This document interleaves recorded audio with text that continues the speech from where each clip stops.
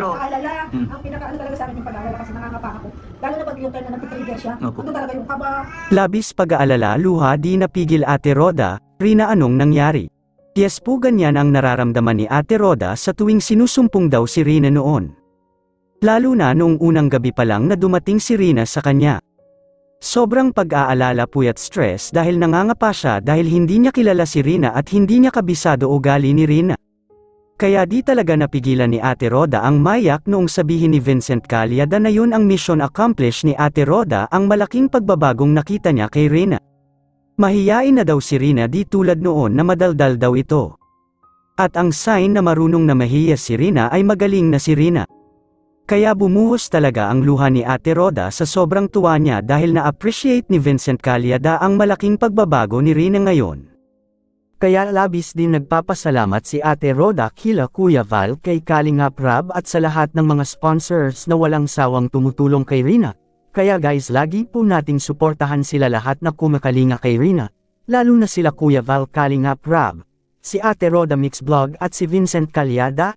Pakidamay na din po ang aking munting channel at pakilike na din po sa video kung ito. Maraming salamat po. God bless po.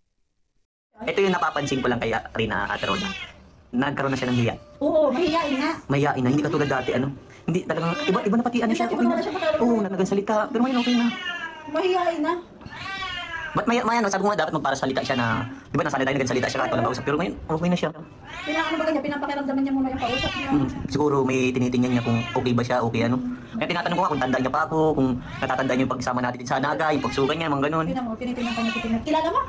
Kuya Vincent. Mahihain siya na. Oo, siguro po. Ano, ang isang tao baga, malalaman mo na ano, pag nagaganyan na, nagiging okay na eh. Unti-unti na, ang galing Ate Roda, congratulations kasi naano mo si Rina. Napakahirap mag-alaga ng ganyan. Iba yung ano natin eh. Kasi kung may ibang sakit lang, mas madali. Pero yung ganito, mahirap eh. Mahirap talaga siya. Sa part ko mahirap, pero ayaw ko magkwento kasi naiiyak talaga ako. Alam mo yung pinagdaanan namin. Nakikita ko na nag-iiyak kayo. Kasi una, at alam ko yung mga pinagdaanan. Yung hirap. Tapos parang, ngayon ang layo na natin. Ang layo na, malayo sa dati. Ito yung pinaka-big accomplish mo, Ate Roda. Hindi ko naman kayang gawin yan kung wala kang Kalingap. Kaya nga. Kuya Bal, kung wala si Kalingap. Siyempre yung mga tao nagmamahal. Kaya nga. Sa tulong ng mga maraming viewers at nag-isusuporta sa kanya.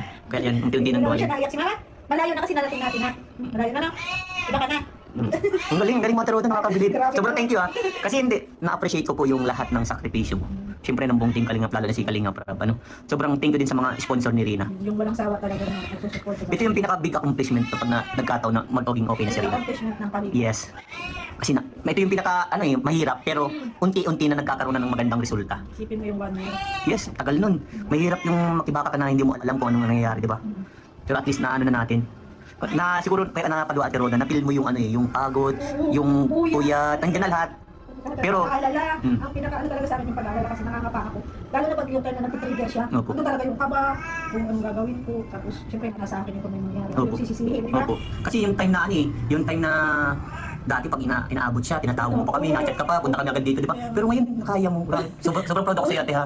Patuloy mo lang po yan na alagaan si Rina kasi pag time naman po gumaling si Rina, ikaw ang una niyang pupuntahan. Ano na lang, konti na lang. May mga time na nag-trigger siya pero hindi na ganun katagal. Siguro mga 10 to 10 minutes lang, 5 to 10 minutes. Wow, malaking improvement po yun. Napaglalabanan na niya. Tsaka ang maganda dyan, pag yung alam niya mag-trigger siya, sinasabi niya, Mama, nahihilo ako. Yun, ayos yun. Tama yun. Laging sasabihin kay Mama Roda mo. Nasabi na siya. Oo. Nakakatuwa.